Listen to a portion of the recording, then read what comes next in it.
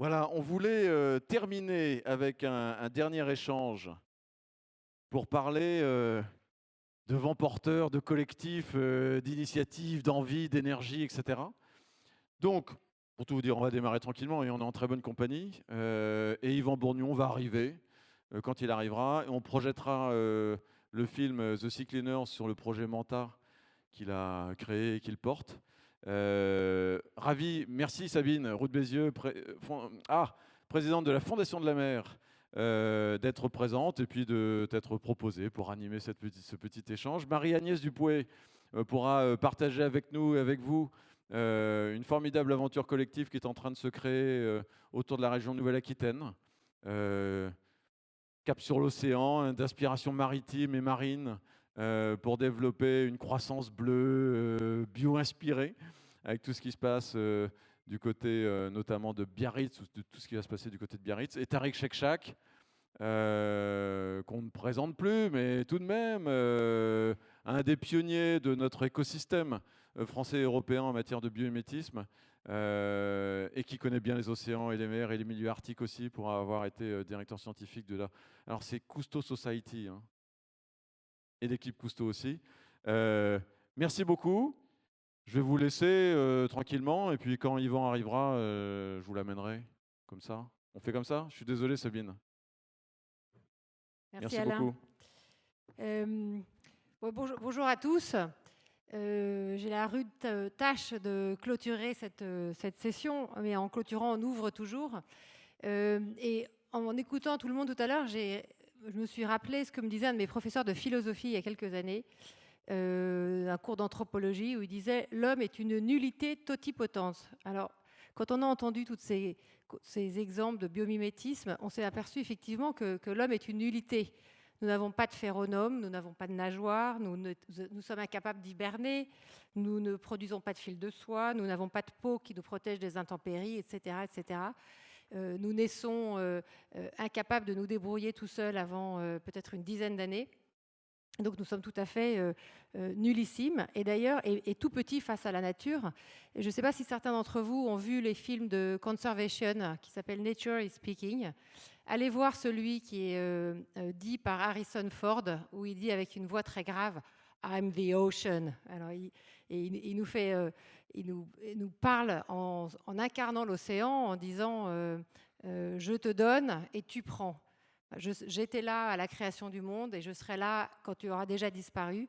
Tu as besoin de moi, je n'ai pas besoin de toi. Et donc tout ça, c'est absolument terrifiant et il nous rappelle que nous sommes effectivement une nullité. Mais mon prof de philosophie disait également que nous sommes totipotents, et totipotent, c'est un terme biologiste. Je vais pas m'étaler dessus devant de nombreux biologistes de la salle, mais je rappelle pour ceux qui ne le sont pas que la totipotence, c'est la propriété d'une cellule à se différencier en n'importe quelle autre cellule et à se structurer.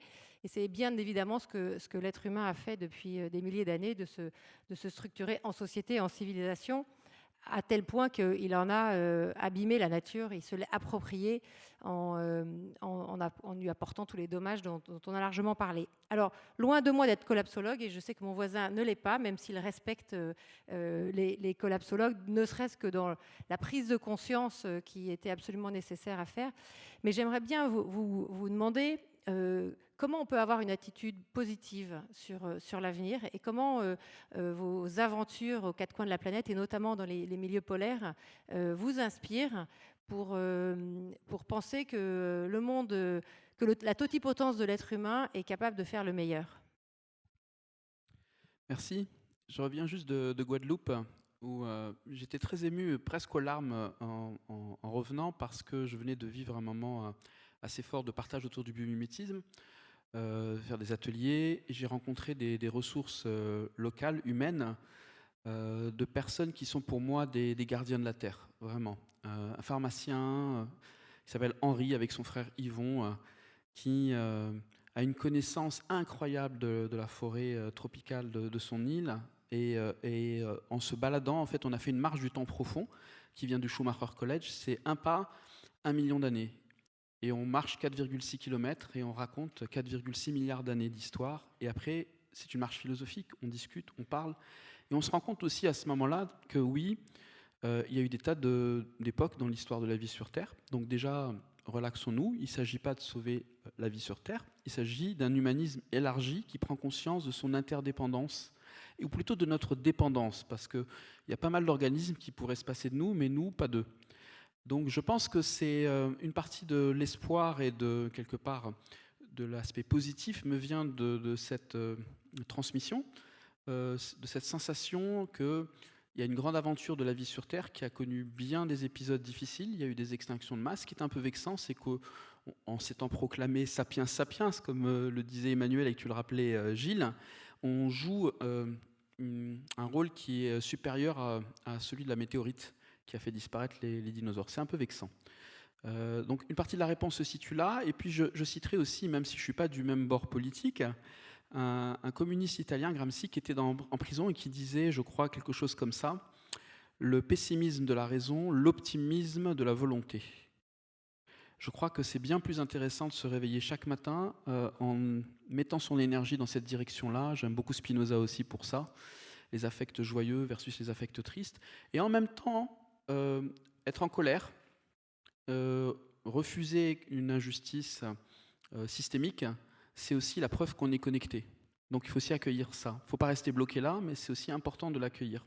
C'est pour ça que mes amis qui sont un peu peut-être dans Extinction Rebellion et d'autres sectes, qui manifestent plutôt l'aspect de colère, ils ont leur rôle à jouer, ils montrent qu'ils sont connectés. Le pire, c'est l'indifférence. Là, ça veut dire qu'il n'y a pas grand-chose comme espoir. Alors pour reprendre Spinoza, parce que j'aime aussi Spinoza, qui insiste sur la persévérance dans l'être, je sens que c'est quelque chose que nous partageons. Est-ce que toutes les présentations qui ont été faites tout à l'heure d'innovation technologique basée sur le biomimétisme vous semblent des pistes prometteuses pour trouver des solutions plus respectueuses de la nature? Je suis pas le juge pour pouvoir dire ça c'est bien ou ça c'est pas bien. Tout ce que je peux faire, c'est modestement partager ces enseignements de sagesse que j'ai reçus, aussi bien des scientifiques que peut-être mes rencontres avec d'autres traditions. Et pour moi, le plus important, c'est la compréhension de notre place dans la toile de la vie. Si jamais la réponse est encore utilitariste, une vision utilitariste du vivant, si la réponse est encore en silo, alors même avec une bonne intention, je crains que les fruits ne soient pas à la hauteur de la navigation en complexité. Je pense que c'est important d'avoir une boussole, des boussoles, plutôt que de dire telle ou telle solution est la bonne ou la mauvaise. Je fais confiance. D'ailleurs, je ne m'intéresse pas tellement à m'adresser aux organisations. Ce sont les humains dans ces organisations-là qui peuvent changer la donne. Que ça soit RTE, par exemple, avec qui j'ai eu la joie de commencer un travail, c'est avant tout des rencontres personnelles, c'est avant tout des envies, des postures, des partages de postures. Et je pense que c'est important de se rendre compte que l'émergence fonctionne comme ça, c'est-à-dire que ce sont les individus qui se connectent les uns aux autres et qui partagent des grilles de valeurs qui provoquent au bout d'un certain temps une nouvelle émergence sociétale. Je fais confiance à ça sans savoir vraiment si ça va arriver de mon vivant et si on pourra voir les fruits de ça.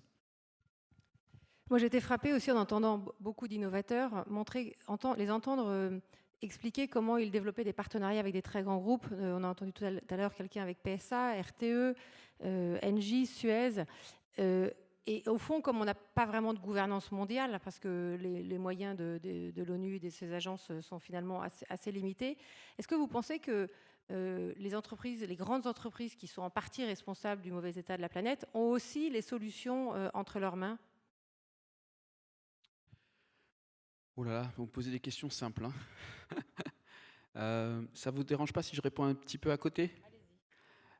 Pour moi, le plus important, c'est qu'on réalise qu'on doit rentrer dans une dynamique de changement radical.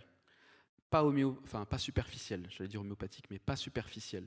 Et que pour le moment, j'ai un peu l'impression parfois qu'on est encore en train d'essayer de rénover le Monopoly. On aime bien cette métaphore au sein de l'Institut du futur souhaitable. Si vous mettez Mère Teresa et le Dalai Lama autour d'un Monopoly, la fin est toujours la même. Il y a un gagnant et un perdant. Donc il s'agit de redesigner le jeu et pas simplement de changer les joueurs. Donc je vois des joueurs qui ont envie de jouer un autre jeu, mais qui continuent. C'est peut-être le paradoxe des périodes de transition. On est post-moderne, on ne sait pas trop où on va, on essaie de trouver quelque chose qui nous donne plus de sens. Et en même temps, il faut qu'on continue à jouer selon la colonne de chiffres d'un bilan comptable à la fin de l'année qui est le juge de paix. de l'année fiscale. Donc, je pense qu'il est urgent de repenser le jeu tout en acceptant momentanément un petit peu de ménager la chèvre et le chou. Et je vois de plus en plus de personnes dans des organisations très variées et à travers le monde et dans des espaces culturels très différents qui ont une envie mais profonde de redesign du jeu. Ça c'est clair. Et ça me donne de l'espoir. Mais on franchit des seuils. Et plus on attend, plus des seuils d'irréversibilité. Je pense au pôle entre autres, mais aussi les environnements tropicaux avec les coraux, etc. Bon, il faut pas trop tarder, la marge de manœuvre se réduit.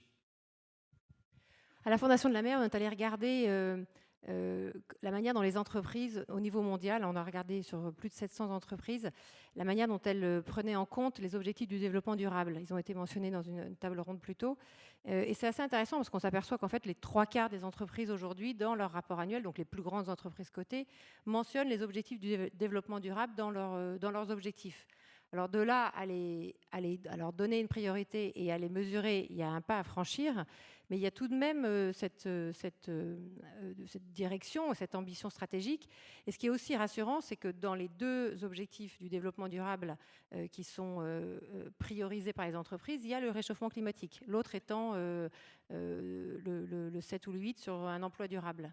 Donc moi, je me dis, en lisant ça, que finalement, ces grands groupes ont pris conscience, peut-être sous la pression des jeunes, de leurs collaborateurs et de l'opinion publique plus généralement, de leurs clients, qu'elles ne peuvent pas continuer à fonctionner comme avant.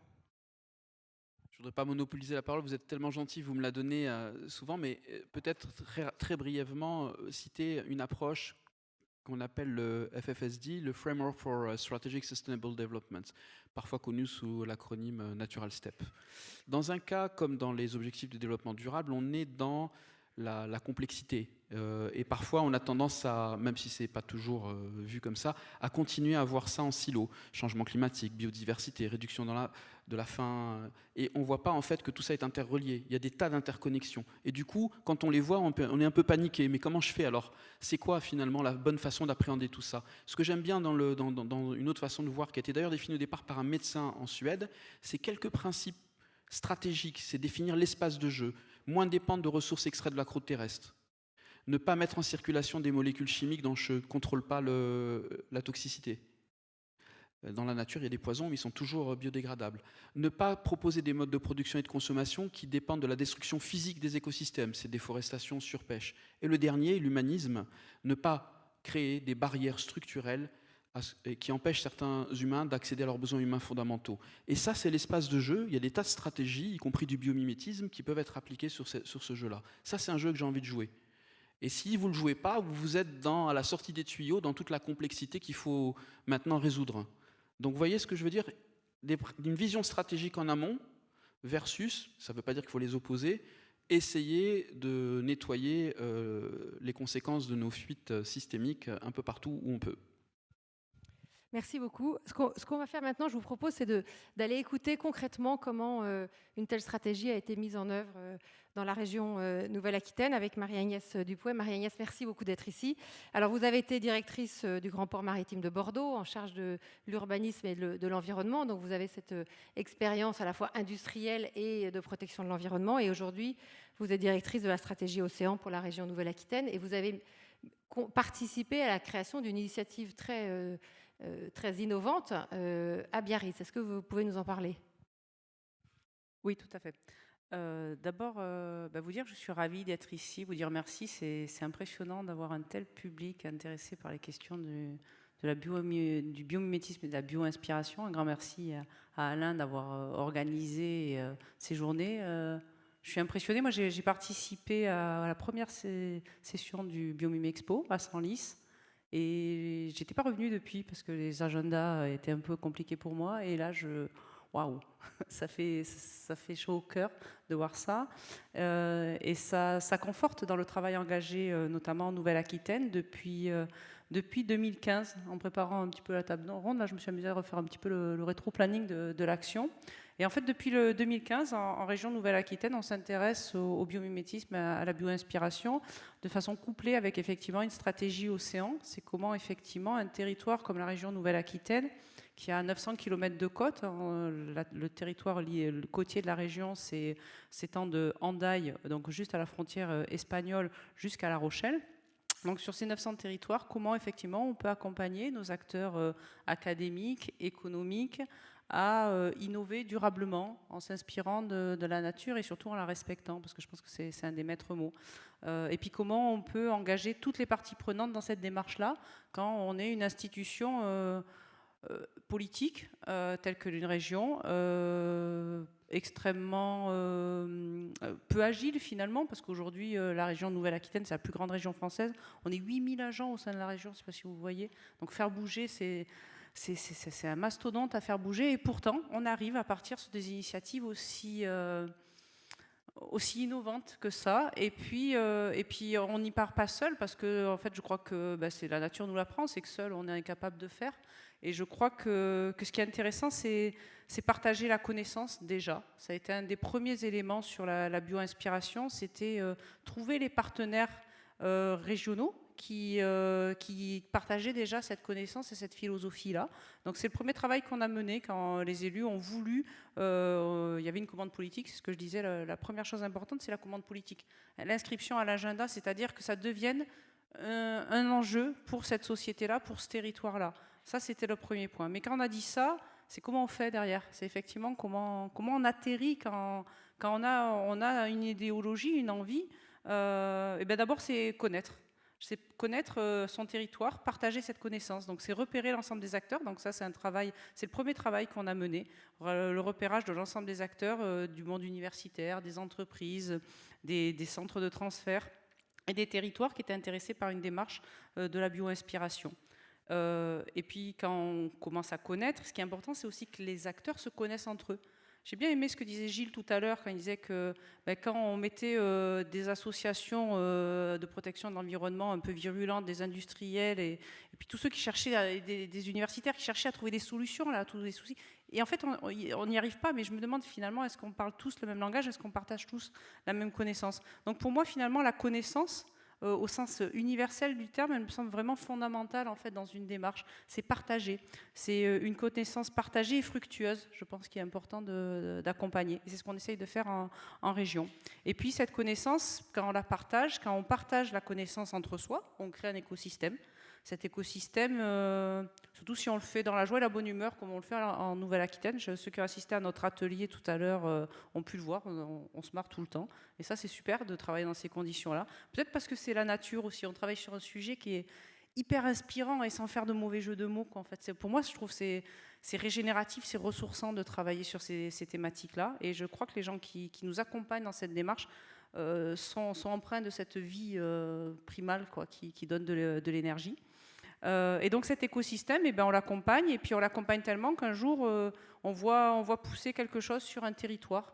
C'est un élu qui se dit que c'est assez fantastique de pouvoir aborder l'évolution, aborder le progrès à travers cette vision de la nature, et notamment c'est sur l'agglomération Pays Basque, et plus particulièrement le maire de Biarritz, Michel Venac, qui s'empare de cette thématique dans le cadre d'une stratégie océan, et qui dit, bingo, nous, la démarche de la région, on a envie de la décliner de façon très opérationnelle sur un territoire.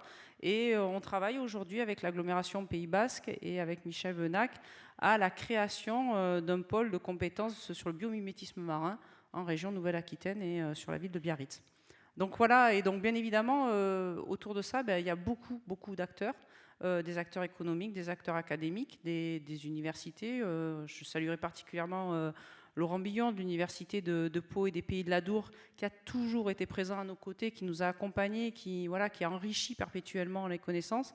Et puis un partenariat sans lequel tout ça n'aurait jamais été possible, c'est un partenariat avec le CBIOS depuis maintenant 4 ans. Le CBIOS a 5 ans, vous voyez, et depuis 4 ans, la région Nouvelle-Aquitaine a un partenariat avec le CBIOS. Alors ce partenariat, il est d'abord humain. Ça, c'est avant toute autre chose, c'est ça. C'est la dimension humaine de ces échanges que je tiens à souligner. et parce qu'on a envie d'aller ensemble. Alors des fois, je vous dirais qu'on ne sait pas trop où on va, surtout au début. Maintenant, ça se dessine un peu mieux, le paysage, on le voit à peu près. Mais au début, on ne savait pas trop où on allait. Mais par contre, on y allait avec beaucoup de conviction et d'énergie. Et voilà, je pense qu'aujourd'hui, en tout cas, on a très modestement réussi un petit peu le pari de se dire qu'une région aussi vaste, aussi riche en termes de biodiversité que la région Nouvelle-Aquitaine pouvait penser l'innovation autrement. Mais on a encore beaucoup à faire et il faut convaincre. Il faut aussi engager tous les citoyens dans cette démarche. Voilà. Bon, on est quelques centaines dans la salle, donc qui ne connaît pas le nom de son maire ou de son député? Personne n'a levé la main, donc je pense qu'on peut tous écrire à nos maires et à nos députés pour les encourager à imiter l'action de Biarritz et de la Nouvelle-Aquitaine. Alors j'ai vu de façon intéressante sur votre site que vous aviez fait une étude en 2018 sur l'impact qu'aurait une politique qui pousserait 25% des entreprises à adopter le biomimétisme. Et cette étude prouvait qu'il y aurait 500 millions d'euros de PIB supplémentaires pour votre région. Comment est-ce que vous avez évalué ça? Alors, nous, c'est la force du collectif, parce que moi, à la région Nouvelle-Aquitaine, je suis en incapacité totale d'évaluer ça. Donc, on a fait appel à un bureau d'études spécialisé dans ces questions-là. C'est le bureau d'études Vertigolab, qui est un partenaire du CBIOS depuis longtemps et qui, à travers des modèles de numérisation mathématique sur le développement économique, a pu... donc, c'est une projection pas très optimiste en plus. On a vraiment fait en sorte de ne pas pousser les curseurs au maximum pour voir un petit peu quel serait l'impact.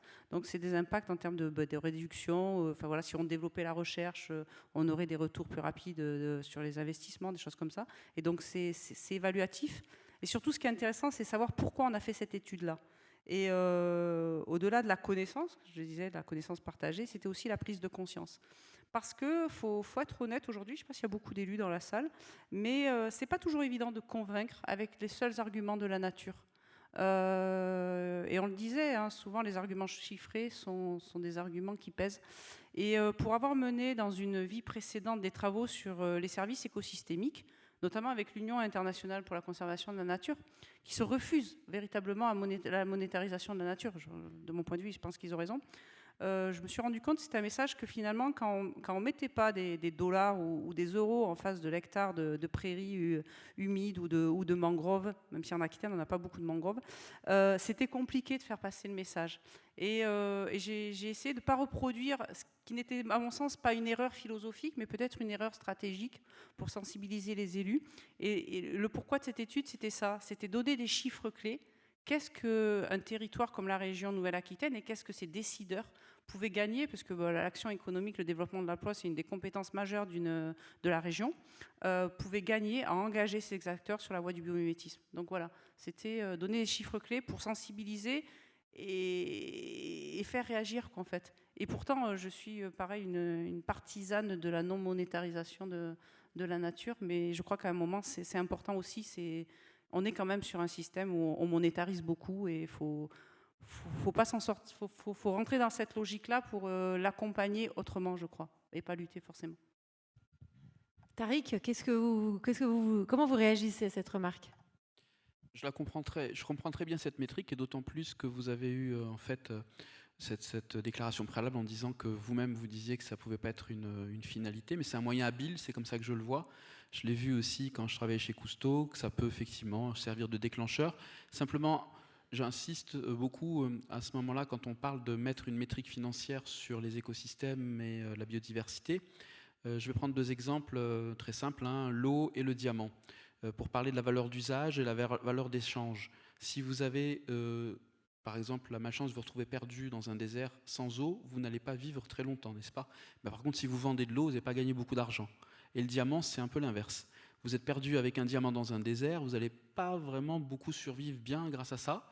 Par contre, si vous le vendez, vous gagnez beaucoup d'argent. Et du coup, on va évaluer la biodiversité avec ce biais.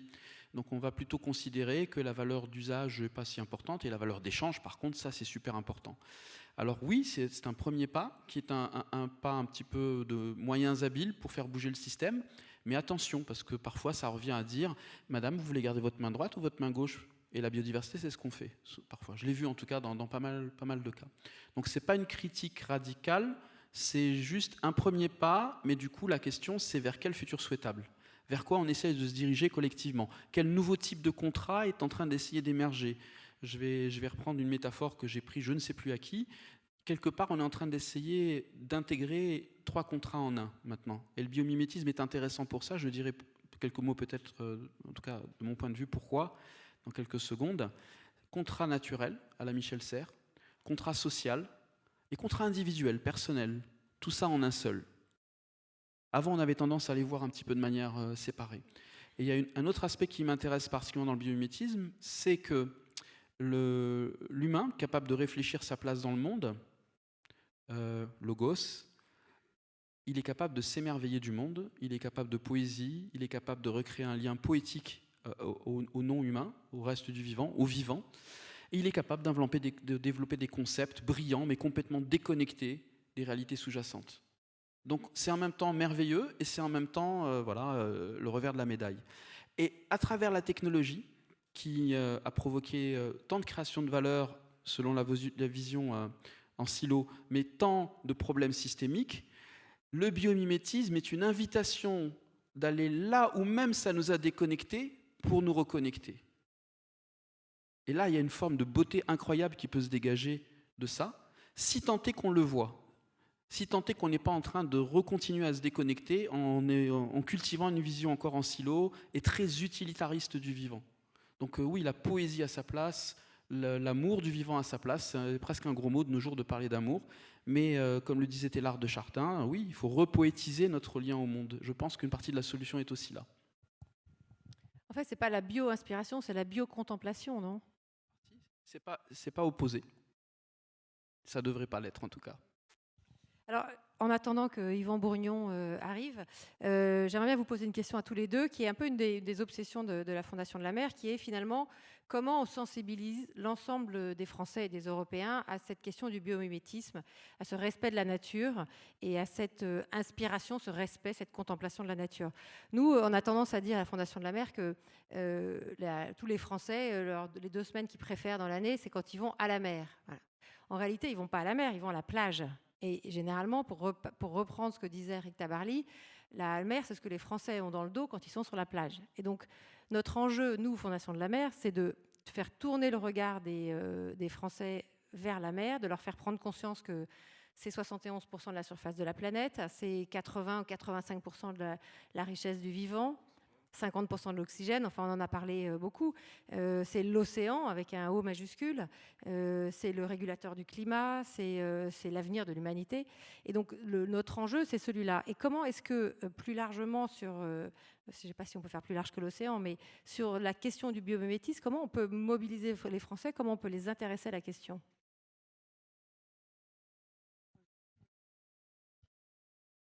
Je pense que dans un premier temps, il faut vulgariser.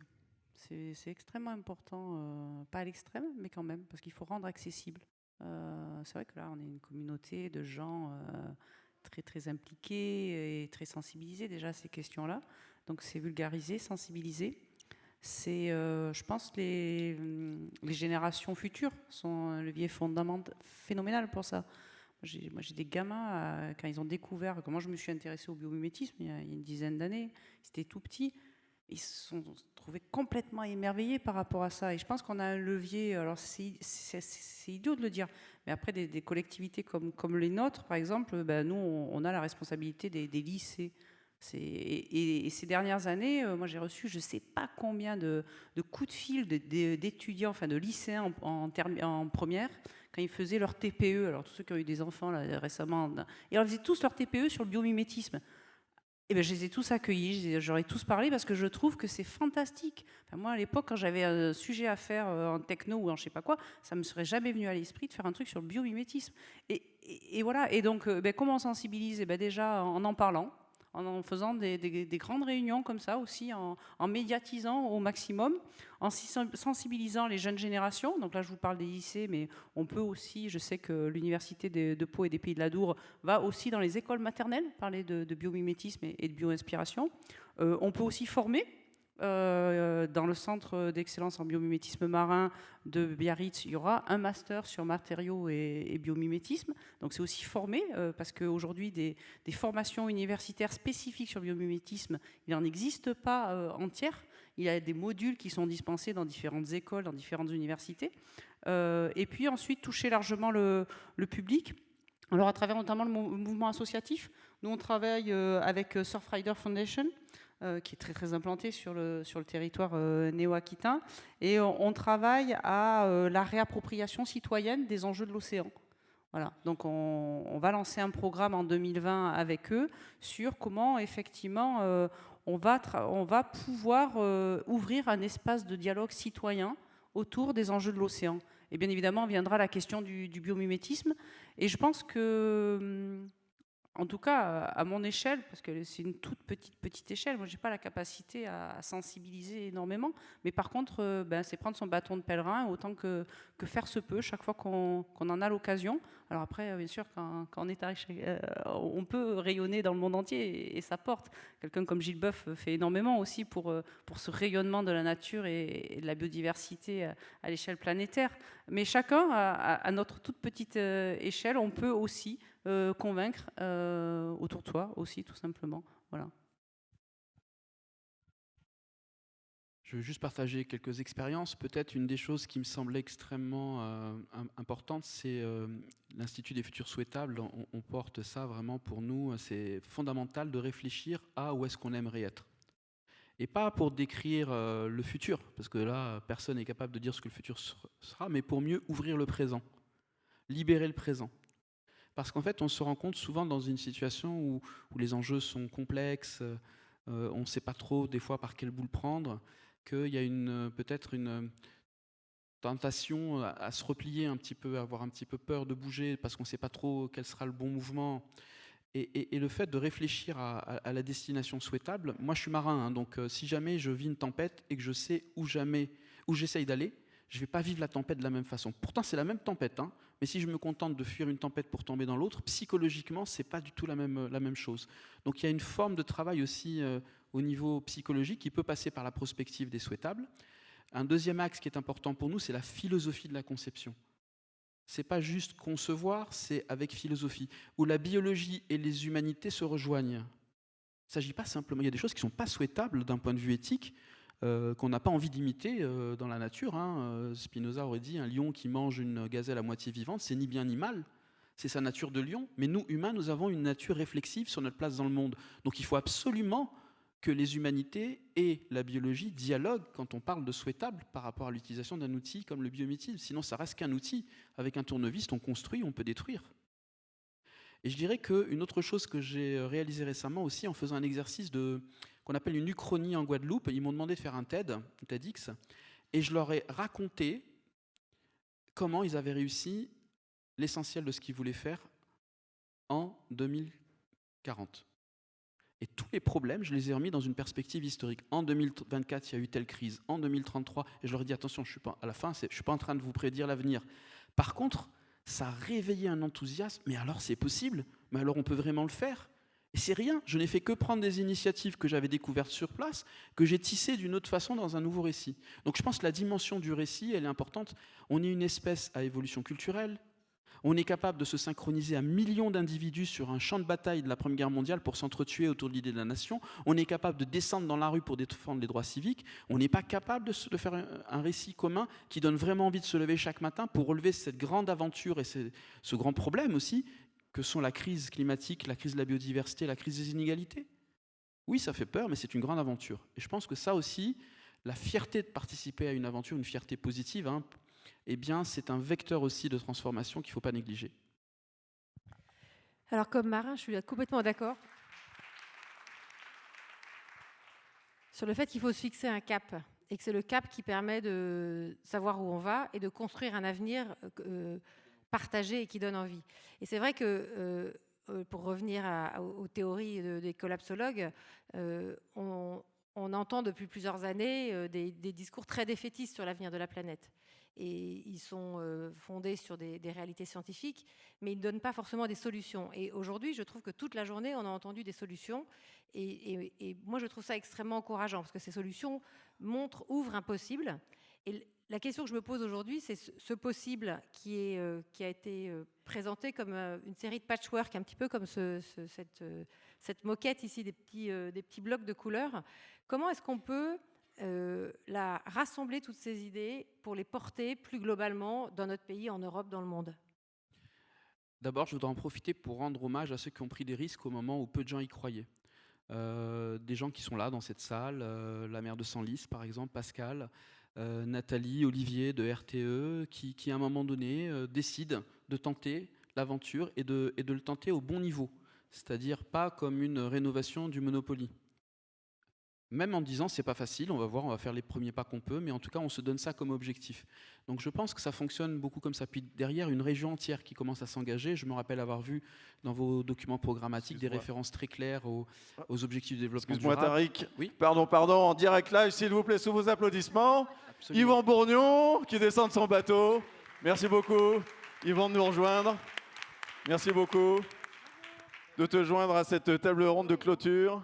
Excuse-moi Tariq, on te laisse terminer ta phrase et puis ensuite, comme ça nous fera une belle séquence, Sabine, ça nous fera une belle séquence de fin avec le projet d'Yvan. Merci beaucoup, désolé pour ces improvisations en live. Non, je finis juste, merci, bienvenue. Et puis bien sûr, tout le monde le remerciera à la fin, mais j'ai vu le travail incroyable de quelqu'un comme Alain, justement, qui vient de m'interrompre pour une excellente raison. Et je pense que reconnaître... vraiment avoir de la reconnaissance pour ces personnes qui se lèvent au moment où c'est pas si simple de se lever. Après, c'est facile de suivre, hein. C'est beaucoup plus difficile d'être parmi les premiers à proposer quelque chose. Et les collapsologues ont leur rôle à jouer. Moi, je sais pas, hein, franchement, j'ai aucune idée du scénario qui nous attend. Par contre, ce que je sais, c'est que même s'il y a 5% de chance, je préfère me concentrer sur le scénario des souhaitables. Merci Tariq. Bon, bienvenue Yvan. C'est la météo, hein, on sait jamais, on sait quand on part, mais on ne sait pas quand on arrive, quand on est marin.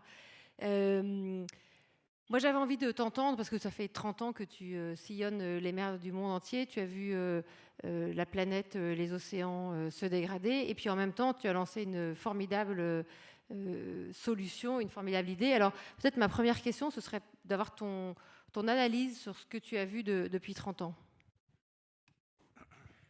Bien, bonjour à tous, désolé pour mon petit retard. Écoutez, moi, c'est vrai que j'ai eu la chance de naviguer en fait, depuis le début des années 80. Donc pour faire simple, en fait, mes parents m'emmènent début des années 80 faire le tour du monde en bateau.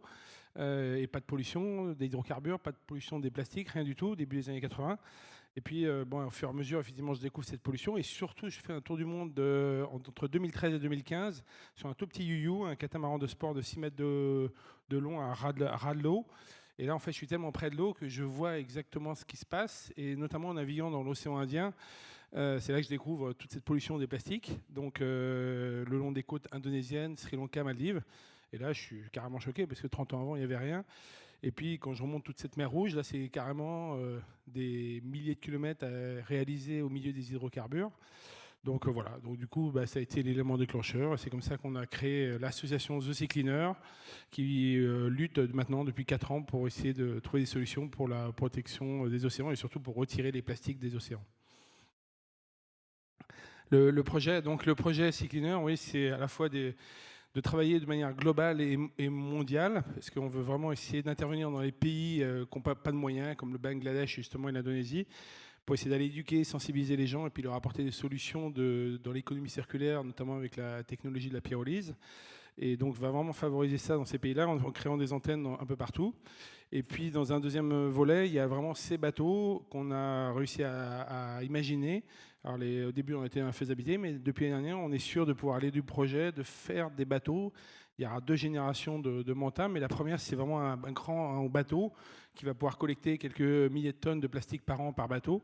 Ces bateaux, on a trouvé la solution technologique avec des tapis roulants notamment pour les plonger dans l'eau à 1 mètre de profondeur et les faire remonter tous ces macro-déchets plastiques. Alors pas tous parce que les micro-particules de plastique on ne pourra pas, mais en allant en amont, c'est-à-dire à la sortie des grands fleuves, des estuaires, là où les plastiques arrivent, Là, on pourra capter une grande partie de ces plastiques. On sait que 20 fleuves dans le monde dégorgent à peu près 65% des plastiques. Donc ça vaut la peine d'aller à la sortie de ces fleuves et d'essayer de récupérer ces déchets justement avant qu'ils se dégradent et avant qu'ils coulent. Voilà. Et ce qui est intéressant avec ce bateau, c'est qu'il est complètement autonome. Donc il n'a même pas besoin de revenir à terre. Il a juste besoin du soleil, du vent et des plastiques pour faire tourner à la fois l'énergie propulsive du bateau avec les énergies renouvelables qu'on connaît, et en même temps utiliser effectivement la pyrolyse pour consommer le plastique qu'on va ramasser au fur et à mesure, qui va servir d'énergie tout de suite sur le bateau, si bien que on a une solution relativement verte. Voilà, on n'a pas besoin d'énergie fossile, on n'a pas besoin de toute cette surenchère éventuellement de pollution.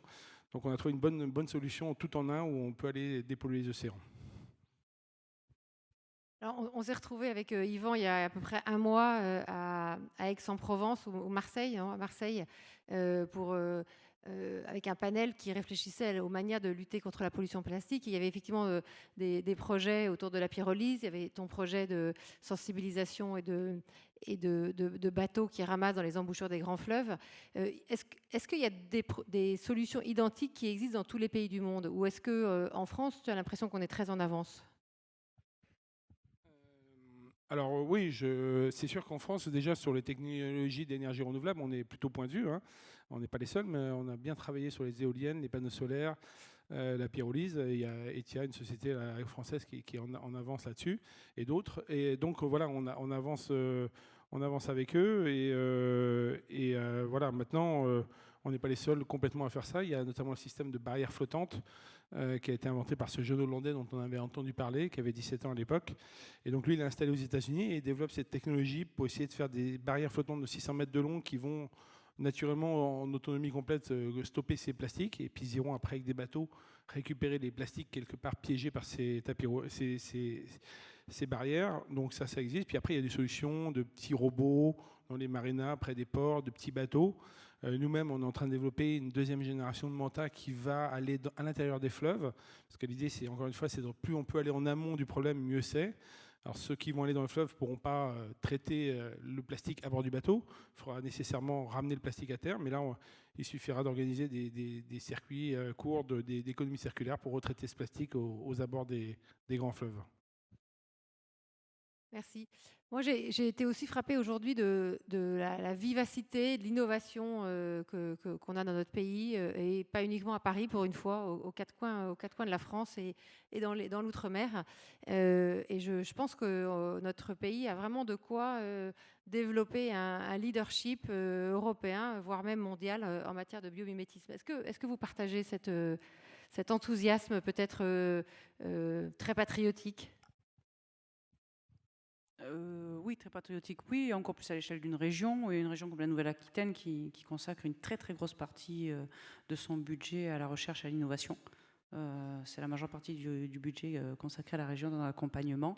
Donc oui, il y a des pépites fantastiques. Enfin, nous, on en découvre tous les jours sur notre territoire, et oui, ça donne de l'espoir. Puis des gens qui ont envie d'y aller, et des collectivités publiques qui sont en capacité aussi d'accompagner financièrement ces projets.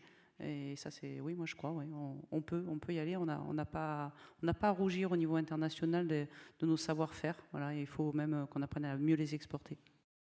Oui, dans le milieu maritime, on a des instituts de recherche absolument formidables, reconnus dans le monde entier. Alors, le muséum dont on a beaucoup parlé aujourd'hui, mais aussi l'IFREMER, le CNRS, puis des laboratoires spécialisés un peu partout sur le littoral français, et encore une fois aussi en Outre-mer. Donc, on a la capacité, en tout cas l'expérience et le territoire et les chercheurs pour assurer ce leadership. Tariq, commentaire aussi ?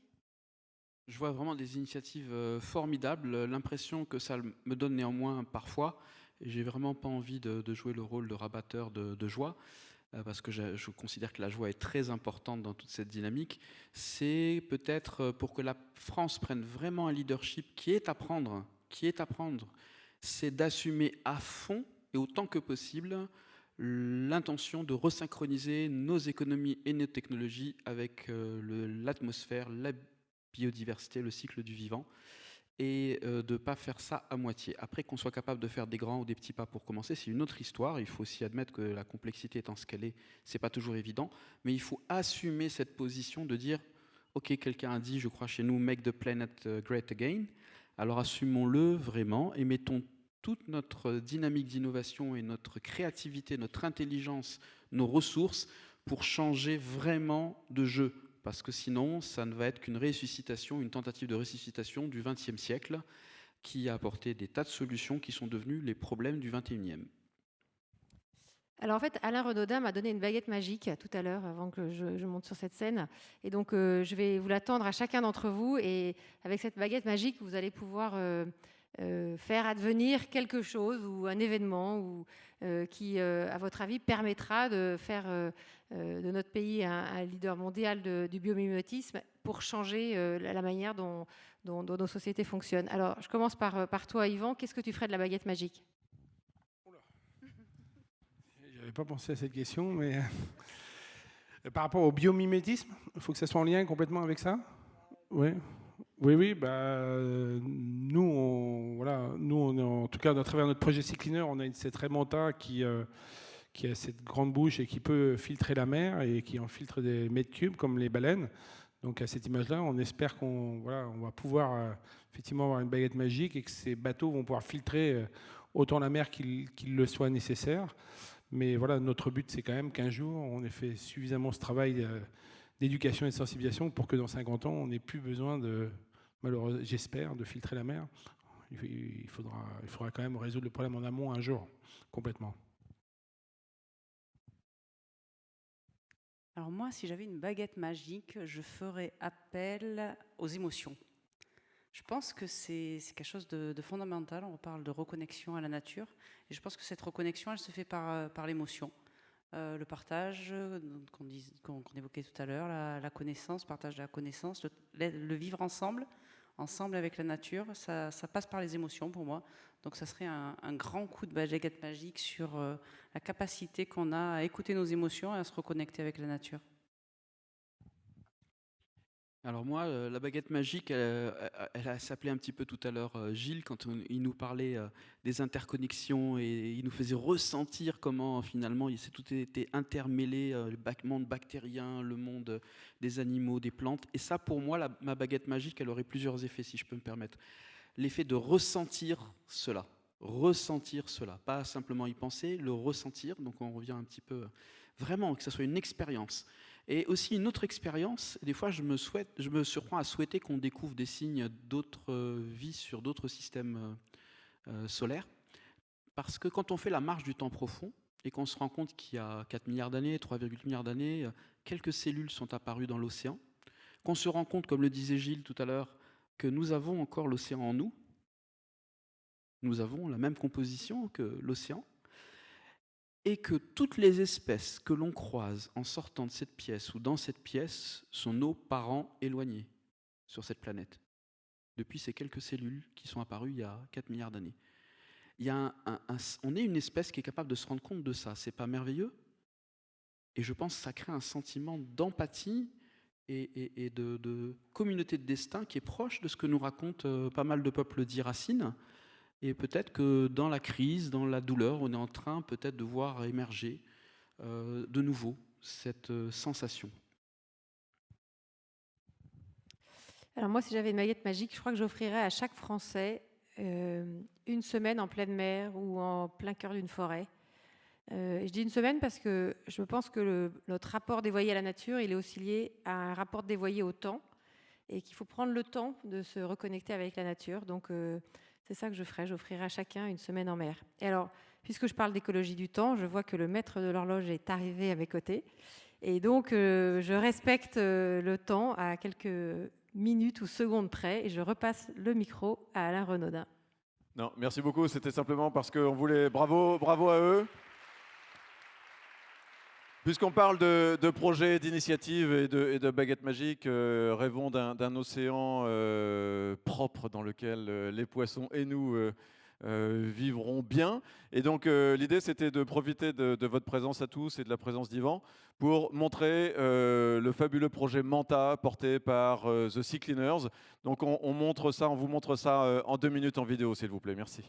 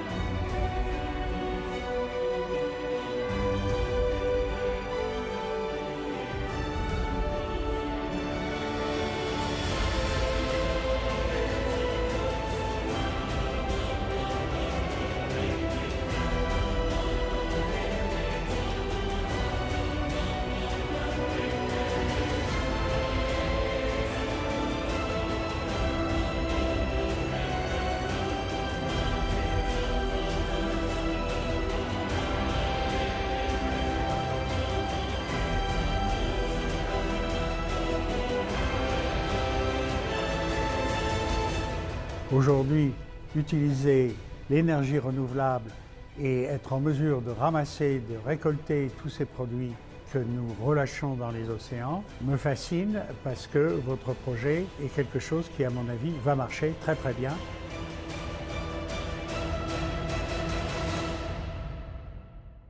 Voilà, bravo The Sea Cleaners, bravo Yvan Bourgnon.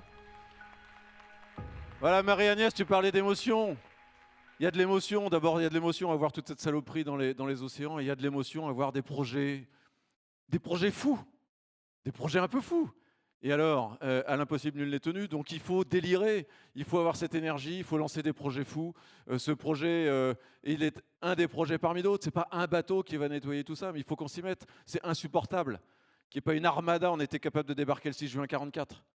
Pourquoi est-ce qu'on ne peut pas débarquer là-bas, avec plein de mantas? Donc génial Yvan Bourgnon, bravo pour tout le monde, merci Tariq pour ta passion aussi, merci beaucoup Sabine, merci Marie-Agnès pour toute l'impulsion territoriale, ça se passe à tous les échelons, à toutes les échelles. Il paraît qu'un colibri nous a enseigné que chacun pouvait jouer sa part et sa partition. Donc comme nous l'a dit un peu Emmanuel en introduction de la journée ce matin, nous sommes des petits organismes microscopiques au milieu de cet univers, de ce biotope infini. Eh bien, jouons notre part d'organismes microscopiques, mais je suis convaincu que la multitude de ces organismes microscopiques, avec cette intelligence collective que les colonies d'insectes sont capables de développer, cette colonie d'organismes microscopiques, elle est capable de faire bouger le monde, et pour une fois dans le bon sens. Dans le bon sens, voilà. Pour régénérer ce qu'on a détruit, pour repartir d'une nouvelle impulsion. Bordel, on est capable de le faire. Donc, merci beaucoup pour cette journée, merci beaucoup à eux, merci beaucoup pour ce témoignage.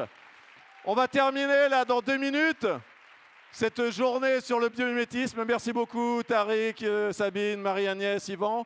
On reste là de toute façon 2 minutes. Je voudrais que Kalina revienne. Je voudrais que, si elle n'est pas déjà là, merci Kalina. Je voudrais qu'on remercie tous les partenaires, les exposants.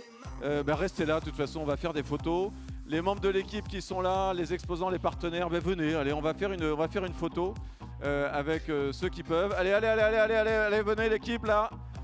Tous ceux qui ont bossé à la réalisation de cet événement, c'est pas grand-chose et beaucoup à la fois que d'essayer de vous réunir, surtout en venant d'horizons et d'univers et de disciplines scientifiques et de secteurs industriels différents.